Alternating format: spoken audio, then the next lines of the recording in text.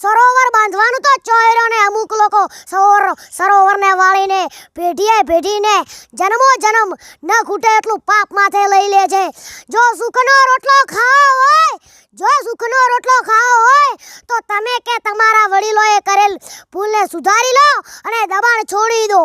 હદ તો ત્યારે થાય છે જ્યારે લોકો વાટમાં ધાંભલા નાખીને વાટ વાળી નાખે છે. જૂના સમયની વાટ 40-50 ફૂટ પહોળી હતી, અત્યારે 10 ફૂટ પણ નથી રહી. શરમ કરો, શરમ. રોજ વાટે હેડવા વાળા 500 હરાબ દે છે કે આનું ખરાબ થાય વાટ પણ વાળી નાખી. એટલા માટે કહું છું કે ઓછામાં ઓછી 20-25 ફૂટ તો વાટ રાખજો, નહીંતર તમારું શું થશે.